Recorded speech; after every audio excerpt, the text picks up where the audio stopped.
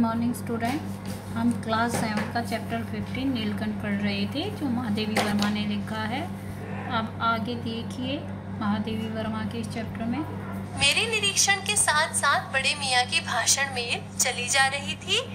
ईमान कसम गुरुजी, चिड़ी मार ने मुझसे इस मोर के जोड़े के नकद 30 रुपए लिए हैं। बारहा कहा, भाई जरा सोच तो, अभी इनमें मोर की कोई खासियत भी है कि तू इतनी बड़ी कीमत ही मांगने चला। वह मुंजी क्यों सुनने लगा। आपका ख्याल करके अचता बचता कर देना ही पड़ा। अब आप जो मुनासिब समझे। तो लेखिका क्या लिखती हैं कि जैसे वह पिंजरे का निरीक्षण कर रही थी, या निरीक्षण करना यानी उसको देखना, भली भांति देख रही थी, तो उसी के साथ साथ जो बड़े मियाँ थे वो अपनी बात भी करते जा रहे थे। और वे क्या बता रहे थे लेखिका को कि शिकारी ने उनसे इन चिड़ियों के बच्चे के 30 रुपए लिए हैं। और बारहा कहा मतलब कई बार कहा, यानी बड़े मियाँ ने उस शिकारी से कई बार कहा कि भाई जरा सोच ले, क्योंकि अभी तो ये बच्चे दोनों बहुत छोटे हैं और इनमें मोर की कोई खासियत नजर भी नहीं आती, और फिर भी तू इतनी बड़ी कीमत मांग रहा है। पर वह मुंजी मतलब होता है कष्ट पहुंचाने वाला या अत्याचारी, क्योंकि शिकारी चिड़ियों को पकड़ता है, एक तरीके से उनको कष्ट ही पहुंचाता है, इसलिए वहाँ यहाँ पर शिकारी के लिए मुंजी शब्द का प्रयोग किया गया है। तो वह शिकारी क्या जाने, या वह दुष्ट क्या जाने, और वह ये सब क्यों सुनने लगा। उसे अपने पैसों से मतलब है।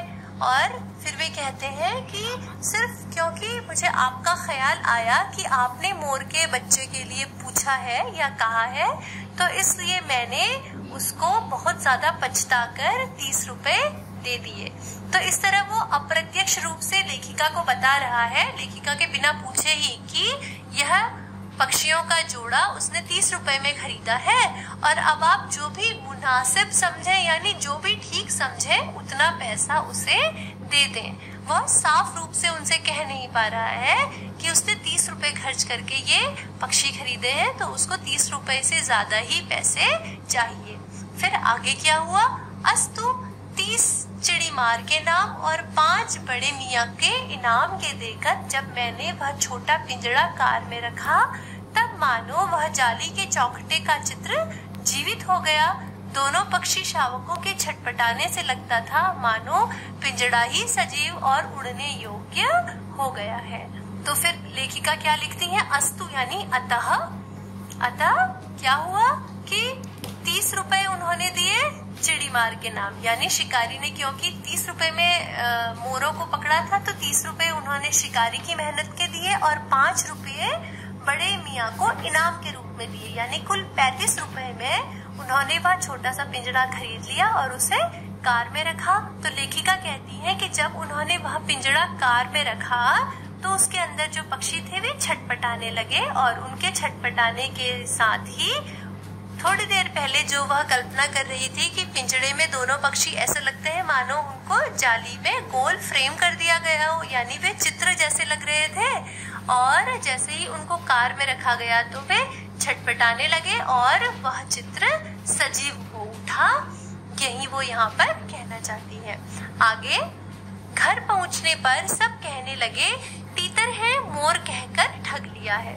जब वे घर पहुंची और उन्होंने सबको अपना पिंजरा दिखाया, या अपने वे मोर का जोड़ा उन्हें दिखाया, लोगों को, घर वालों को दिखाया, तो सब क्या कहने लगे कि ये तो तीतर जैसे लगते हैं और आपको मोर कहकर बड़े मियाँ ने ठग लिया है।